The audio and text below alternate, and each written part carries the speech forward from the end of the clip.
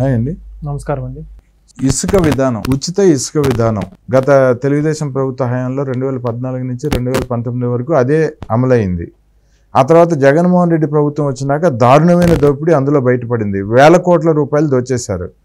ఆయన మండల స్థాయి వైఎస్ఆర్సీపీ నాయకుల దగ్గర నుంచి మొదలుపెట్టి జగన్మోహన్ రెడ్డి వరకు అందులో ప్రతి ఒక్కళ్ళ హస్తం ఉంది. సో అటువంటిది ఇప్పుడు మళ్ళీ కూటమి ప్రభుత్వం రావటం, ఇప్పుడు ఉచిత ఇసుక విధానాన్ని ప్రవేశపెట్టడం అనేది జరిగింది. నిన్నటి నుంచి అది అమలవుతుంది. ఈ మధ్యలో ఈ 5 ఏళ్ల జగన్ పాలనలో ఎంతోమంది భవన నిర్మాణ కార్మికులు వాళ్ళకి ఆదాయం లేక, వాళ్ళ పిల్లల్ని చదివించుకోలేక, వాళ్ళకి తిండి కూడా దొరక్క, ఇది కోవిడ్ టైంలో కూడా అసలు చాలామంది భవన నిర్మాణ కార్మికులు ఆత్మహత్యలు చేసుకున్నారు.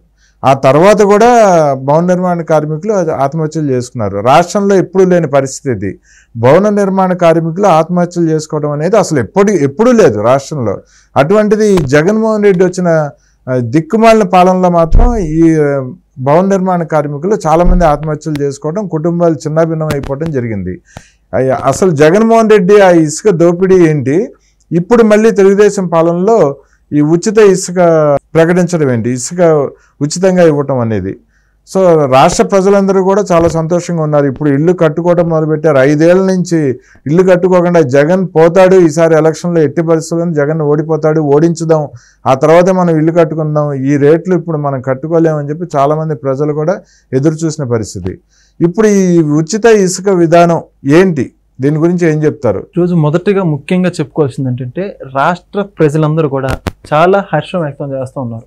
దాంట్లో ప్రధాన కారణం, కూటమి ప్రభుత్వం వచ్చిన 25 రోజులు గడవక ముందే ఉచిత ఇసుక పాలసీని ప్రకటించిందండి. దీంట్లో ప్రధానంగా మనం గమనించి చెప్పుకోవాల్సింది ఏంటంటే, ఒకప్పుడు మనం వినేవాళ్ళం రైతులు ఆత్మహత్యలు చేసుకున్నారు, వర్షాలు పడక, పంటలు పండక అని చర్చించుకునే వాళ్ళం. మన రాష్ట్రం దౌర్భాగ్యం కొద్దీ గడిచిన 5 సంవత్సరాల్లో భవన నిర్మాణ కార్మికులు కూడా చనిపోవడం జరిగింది. చాలా మంది అనుకుని ఉంటారు, కొంతమంది తెలియని వాళ్ళు, ఎవరైతే రాజకీయ అజ్ఞానులు ఉంటారో భవన నిర్మాణ కార్మికులు చనిపోవడం అంటే వాళ్ళకి ద్రోహం చేశారు అని చెప్పేసి అంటా ఉన్నారు. అందరికీ సంక్షేమం చేశారు కానీ చెప్పుకొస్తా ఉన్నారు. వాళ్ళు ఎవరైతే ఉన్నారో సోకాలు వాళ్ళకి చెబుతున్నా నేను, భవన నిర్మాణ కార్మిక రంగం ఏదైతే ఉందో దాన్ని ఆధారంగా చేసుకుని సుమారుగా 30 నుంచి 40 రంగాల వాళ్ళు ప్రత్యక్షంగా పరోక్షంగా ఆధారపడి ఉంటారండి. కొన్ని లక్షల మంది మన రాష్ట్రంలో ప్రధానంగా భవన నిర్మాణ కార్మిక రంగం మీద ఆధారపడి పనిచేస్తూ ఉన్నారు. పెయింట్ వర్కర్లు కావచ్చు, ఎలక్ట్రికల్ వర్కర్లు కావచ్చు, ఫ్లోరింగ్ వాళ్ళు కావచ్చు, ఈ యొక్క రియల్ ఎస్టేట్ వాళ్ళు, కాంట్రాక్టర్లు, బిల్డర్స్, ప్రతి ఒక్కళ్ళు కూడా దీన్ని ఆధారంగా చేసుకుని ఉన్నారు. గతంలో ఎన్నడూ లేదని విధంగా జగన్మోహన్ రెడ్డి గారు అధికారంలోకి వచ్చాక 2021లో ఇసుకని రద్దు చేసి ఆపేశారండి. అసలు ఇసుకని ఆపేసినటువంటి పని ఏంటి ఒక ముఖ్యమంత్రికి? అది రాష్ట్రంలో ఎంత ప్రధాన ఆదాయ వనరుగా ఉంది, ఎంతమంది దాని మీద ఆధారపడి పనిచేస్తున్నారు. కొన్ని లక్షల మంది బతుకులు రోడ్ల మీద పడ్డాయండి. మీరు చూస్తే విజయవాడలో ఎంతో మంది దీని మీద వాళ్ళ గోడు కూడా వెళ్ళబోవడం కోసం జరిగిందండి. రోడ్ల మీదకి వచ్చి ఏదైతే పొద్దున ఏదో ఒక పని అడ్డాలాగా ఉంటుంది వాళ్ళకి, అక్కడికి వెళ్ళి నిలబడితే ఏదన్నా పని చేయించుకొని తీసుకెళ్ళేవాళ్ళు, మేస్త్రీలు కావచ్చు, కూలీలు తీసుకెళ్ళేవాళ్ళు.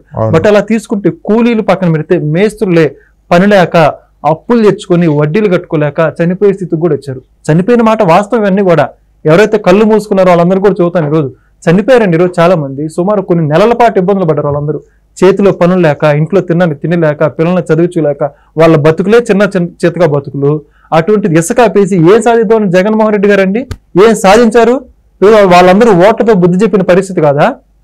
చెప్పారు కదా జూన్ 4 తర్వాత. ఇసుక ఒకప్పుడు గడిచిన 5 సంవత్సరాల్లో బంగారు లాగా ఉండేది.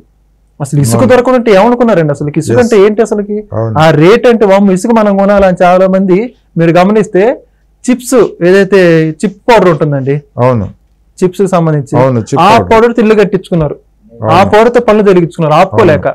అసలు ఇసుక దొరక్క కూడా మన రాష్ట్రంలో ఇసుక బెంగళూరు, చెన్నై, పక్క రాష్ట్రాలకు ఎలా, అసలు ఇక్కడ దొరకని ఇసుక పక్కన ఎలా దొరికింది? ఒక్కొక్క ట్రక్ విలువ, లారీల విలువ ఎన్ని వేల ఖరీదు చేసాయి, ₹1,00,000 కూడా ఖరీదు చేసి మీ నమ్మరు. ఒక ట్రక్కు ఏదైతే ఉందో లారీ ఇసుక విలువ ₹1,00,000 ఖరీదు చేసింది హైదరాబాద్ లో. మన ఆంధ్ర ఇసుక మనకి సముద్ర తీరం సంబంధించి కావచ్చు, నదీ పరివాహక ప్రాంతం అమరావతి కావచ్చు, నదీ పరివాహక ప్రాంతంలో ఇసుక లభ్యత ఉంది, ఇసుక రీచ్ పాయింట్లు అవన్నీ కూడా పూర్తిగా క్లోజ్ చేసేసి ఎవరైతే జగన్మోహన్ రెడ్డి గారి బినామీలు ఉన్నారో మైన్స్ శాఖ ఎండి వెంకటరమణారెడ్డి దీంట్లో ప్రధాన పాత్ర. పేరు కూడా చదువుతున్నాను ఈరోజు, వెంకటరమణారెడ్డి ఎం, మైన్స్ శాఖ ప్రత్యేక కమిషనర్. ఎంతమందికి ప్రత్యేకంగా దోచిపెట్టారో అవన్నీ కూడా తెలిసి రోజు ఆయన రాజీనామా చేశారు. ఒక ఐఏఎస్కి ఆయనకి ఎందుకు రాజీనామా చేయాల్సిన అవసరం ఏముంది? ఆ రోజు ఎందుకు చేశారు రాజీనామా? మన రాష్ట్రంలో ఉన్న ఇసుక పక్క కిందకి వెళ్ళింది, ఇక్కడ ఎందుకు ఆపేశారు? ఇన్ని వేల మంది, ఇన్ని లక్షల మంది రోడ్ల మీద పడతా ఉంటే ఏం చేస్తుంది ప్రభుత్వం? ఒక్కసారైనా జగన్మోహన్ రెడ్డి గారు స్పందించారా? అప్పుడు ఏం చెప్పారండి? వరదలు వచ్చినాయి, ఇసుక దొరకలేదని చెప్పారు. ఎన్ని సంవత్సరాలు వరదలు వచ్చినాయి, ఎందుకు దొరకలేదు? ఎన్ని సంవత్సరాలు దొరకలేదండి ఇసుక? దొరికిన ఇసుక ఏం చేశారు అసలుకి? ఆ రోజు బయటకు వచ్చి మంత్రులు ప్రెస్ మీట్ పెట్టలేదా? ఇసుక ఎక్కువ ఉండడం వల్ల, నది ఫ్లోటింగ్ ఎక్కువ వల్ల ఇసుక దొరకట్లేదని. 5 సంవత్సరాలు దొరకకుండా పోయిందా? దొరికినా సరే దొరికింది అనుకుందాం, దొరికిన ఇసుక ఎందుకు రేటు పెట్టారు? 6,000, 10,000 ఒక్కొక్క ట్రక్, ఒక ట్రాక్టర్ ఇదంతా కూడా 6,000, 10,000, 15,000 కూడా పెట్టిన పరిస్థితులు. అయినా కూడా ఇసుక దొరకలేదు. అటువంటిది ఈ రోజు చంద్రబాబు నాయుడు గారు అధికారంలోకి వచ్చాక నిన్ననే జీవో కూడా రిలీజ్ చేయడం జరిగింది. ఒక కమిటీ వేసి జిల్లా వ్యాప్తంగా, జిల్లా కలెక్టర్ దానికి చైర్మన్, జేసీలు, ఎస్పీలు అందరూ కూడా సభ్యులుగా ఉంటారు. ఇసుక స్టాక్ పాయింట్లు కావచ్చు, ఇవన్నీ కూడా మొత్తంగా ఉచితం అండి. వినియోగదారుడు పెట్టుకోవాల్సింది ఏంటంటే కేవలం లోడింగ్ అన్లోడ్ ఛార్జెస్. కొంతమంది అజ్ఞానులు మాట్లాడుతూ ఉన్నారు, ఫ్రీ అని చెప్పారు చంద్రబాబు, ఫ్రీ అని చెప్పారు చంద్రబాబు అని చెప్పేసి. అరే ఇసుక ఫ్రీనే, ఓన్లీ మీరు ఏదైతే ట్రక్, ఏదైతే వాహనం తెచ్చుకున్నారో దాంట్లోకి ఎక్కించుకోవడానికి ఆ కూలీ ఛార్జీలు పెట్టుకోమంటున్నారు. అవును, దానికోసం పెట్టుకోమని గవర్నమెంట్ కి లేవు కదా. ఎంత అజ్ఞానులు అంటే చంద్రబాబు ఫ్రీ ఇస్తారంటే దీని మీద కూడా రాజకీయ విమర్శలు చేస్తున్నారు వాళ్ళు. ఏమన్నా కూడా అర్థం కావట్లేదు వాళ్ళని. 6,000 ఇచ్చినప్పుడు 10,000 ఇచ్చినప్పుడు ప్రశ్నించిన గొంతులు, మాట్లాడిన గొంతులు ఈరోజు 1,500 రూపాయలు టన్నుకి, అది కూడా shipping charges, loading unloading charges కట్టుకోమనింది. మీ వాహనం తెచ్చుకోండి, ఇసుక పట్టుకోండి కావాల్సినంత, ఒక ఆధార్ కార్డు తెచ్చుకోండి. నేను ఇల్లు కట్టుకోవాలనుకున్నా కూడా నేను ఏదో ఒక లారీని రెంట్ కి మాట్లాడుకుని తెచ్చుకోవాలి, కిరాయి. ఇల్లు కట్టుకుంటున్నాం అని చెప్పి లారీ కొనుక్కోండి. మీకు ఇచ్చేది ఇసుక ఉచితంగా ఇస్తున్నారు కదా, కావాల్సింది ఏంటి? ఇసుక. అది ఉచితంగా వస్తుందా లేదా? లారీ ఖర్చు కూడా ప్రభుత్వం ఇస్తుంది. 10,000 ఇస్తే పెట్టిపోయారా మీరు అందరూ? 10,000 లక్ష రూపాయలు మన ఇసుక బెంగళూరులో దొరికినప్పుడు, పక్క రాష్ట్రాల్లో దొరికినప్పుడు ఎటుపోయారు మీరు అందరూ? ఇసుక ఆపినప్పుడు భవన నిర్మాణ కార్మికులు లక్షల మంది ధర్నా చేయలేదా? పవన్ కళ్యాణ్ గారికి వాళ్ళ బాధ విన్నపించుకోలేదా? వైజాగ్ లో భారీ ధర్నా, రోడ్డు బ్లాక్ అయిపోయింది. 4-5 లక్షల మంది బహిర్గతంగా వచ్చి కూలీలు, అయ్యా మేము తప్పు చేసామయ్యా, మిమ్మల్ని గెలిపించుకోలేక ఈరోజు మీ యొక్క విలువ అర్థమవుతుంది, రోడ్ల మీద పడి ధర్నా చేశారు. ఒక ఇసుక బంగారం లాగా అయిపోయి రాష్ట్ర వ్యాప్తంగా సంచలనం అయిపోయింది. అందరు రోడ్డు పడ్డరు. అప్పుడు ఒక్కడు మాట్లాడలేదు. కానీ ఈ రోజు 1,400 ఇచ్చి ఉండేసరికి చంద్రబాబు ఫ్రీ అన్నాడు కదా, మళ్ళీ 1,400 ఏందని కొన్ని కుక్కలు మరుగుతా ఉన్నాయి. వాళ్ళందరూ గమనించుకోవాలా. అరే 10,000కి 1,500కి ఎంత తేడా ఉందిరా? 8,500 తేడా ఉంది. అది కూడా దేనికి? ఇసుక అమ్ముకోవట్లా. ఛార్జీకి అర్థం చేసుకోండి రా బాబు. ఇసుక ఫ్రీనారా తెలుసుకోండి. చదువుకున్న మూర్ఖులారా, ఎటుబారా మీరు అందరూ ఈరోజు మాట్లాడుతుండ్రు. ఫ్రీ ఇసుక పాలసీ తెచ్చి ఈ రోజు రాష్ట్రం మొత్తం పండుగ చేసుకుంటున్నారు.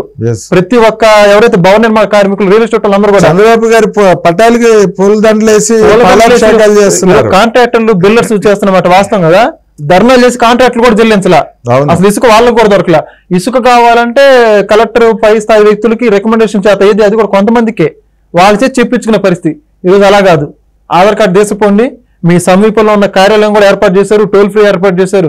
ఆధార్ కార్డు తీసుకోవడం, వాహనం నెంబర్ రిజిస్టర్ చేసుకోవడం, తెచ్చుకోవడం సరిపోయింది. 1 టన్ ఇసుక వరకు, ఒక రోజుకి 1 టన్ ఇసుక. ఎక్కడ ఉందండి గతంలో ఇదంతా కూడా? ఎటుపోయారండి చెప్పిన నాయకులందరూ కూడా? 25 రోజులు కాలేదండి ప్రభుత్వం వచ్చి. 25 రోజుల్లోనే ఫ్రీ ఇసుక ఎవరన్నా చేశారు? అసలుకి బంగారం లాగా ఉన్నదని ఫ్రీగా ఇచ్చాడు.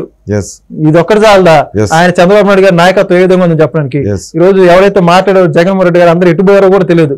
కళ్ళు మూసుకు సిగ్గుపడాలి ఈ రోజు. ఇంకా లేదండి, జగన్మోహన్ రెడ్డి గానీ, ఆయన అనుయాయులు కానీ, ఆయన మంత్రులు, ఎమ్మెల్యేలు కానీ, ఆయన పార్టీ కార్యకర్తలు కానీ ఇక రాష్ట్రంలో తలెత్తుకు తిరిగే పరిస్థితి అయితే లేదు. తెలుగుదేశం ప్రభుత్వం, కూటమి ప్రభుత్వం అద్భుతంగా పనిచేస్తుంది. నాయకులు ముగ్గురు, చంద్రబాబు నాయుడు గారు, పవన్ కళ్యాణ్ గారు, లోకేష్ గారు అద్భుతంగా రాష్ట్రాన్ని అభివృద్ధి 25 రోజుల్లో ఇన్ని హామీలు ఎవరు ఎక్స్పెక్ట్ చేయలేదు. అసలు జగన్మోహన్ రెడ్డి గారికి వాళ్ళకి దెమ్మ తిరిగిపోయింది.